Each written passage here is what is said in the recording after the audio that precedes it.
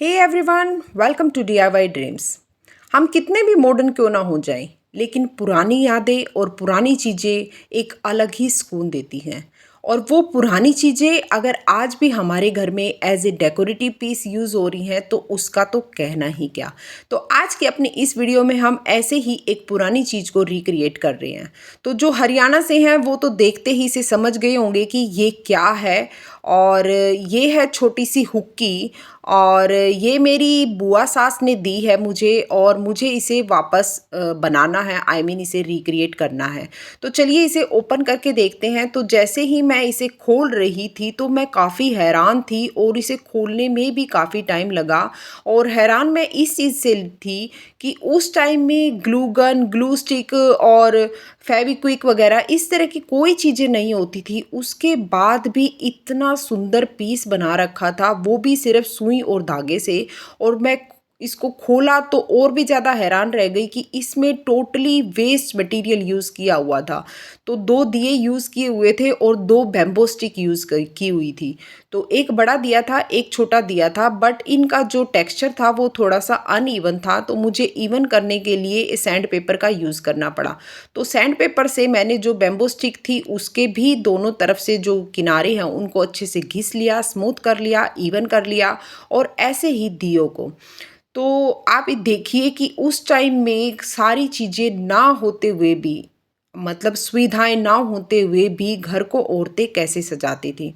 तो इसके ऊपर के पार्ट को डेकोरेट करने के लिए, आई मीन इसे कवर करने के लिए मैं यूज़ कर रही हूँ कार्डबोर्ड। आपने देखा कि पहले इसे बहुत टाइटली एक कपड़े से बांधा गया था। तो वैसे तो जो हुक्की होती है उसका जो मेटल की बनी होती है और ऊपर का जो हिस्सा होता है वो मिट्टी का बना होता है।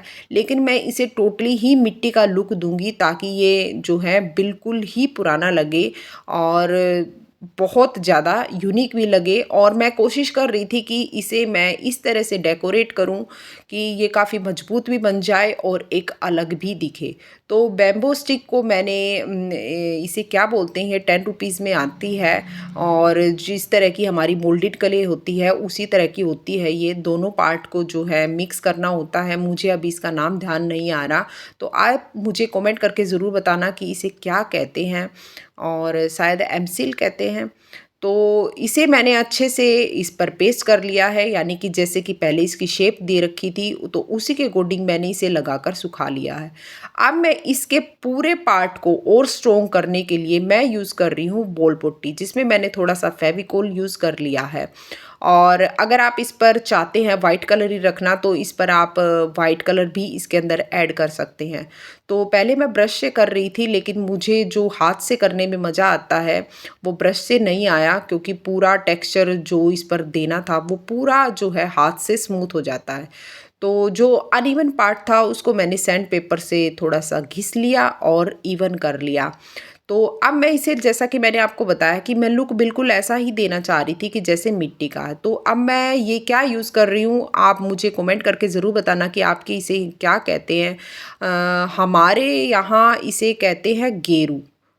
तो इस गेरू से पहले दीवारों पर या फर्श पर इस तरह की, मतलब कोई भी कलाकारी करनी होती थी तो ऐसे ही ये जो है गेरू यूज़ करते थे। और ये ईंट की तरह होता है और छोटे छोटे पीसीज होते हैं। इसको मैंने थोड़ा सा कूट कर, आई मीन थोड़ा सा पीस कर, और इसे थोड़ी देर पानी में भिगो दिया और बहुत प्यारा स्मूथ जो है इसका टेक्सचर बन गया है, बिल्कुल पेंट की तरह लग रहा है। और जब मैं इसे पेंट कर रही थी, आई मीन इसके ऊपर अप्लाई कर रही थी, तो वो मिट्टी की खुशबू बिल्कुल ऐसा लग रहा था जैसे मैं गाँव की धरती में हूँ। बहुत ही ज़्यादा सुकून दे रही थी। तो अपने अकॉर्डिंग जैसा मुझे लगा, वैसा जो मेरे पास अवेलेबल था उसी के अकॉर्डिंग मैं इसको डेकोरेट करती गई।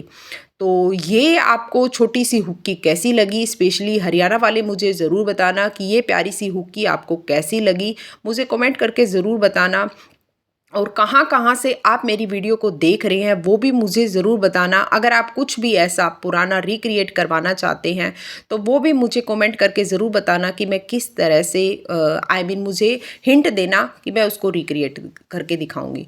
तो मिलते हैं अपनी नेक्स्ट वीडियो में, तब तक bye bye, take care everyone. और हाँ, आपको मैंने बता दिया अपनी कम्युनिटी लिस्ट में डाल के कि मैंने अपने चैनल का नेम चेंज कर दिया है। ये नेम आपको कैसा लगा वो भी मुझे कमेंट करके ज़रूर बताना। Bye bye.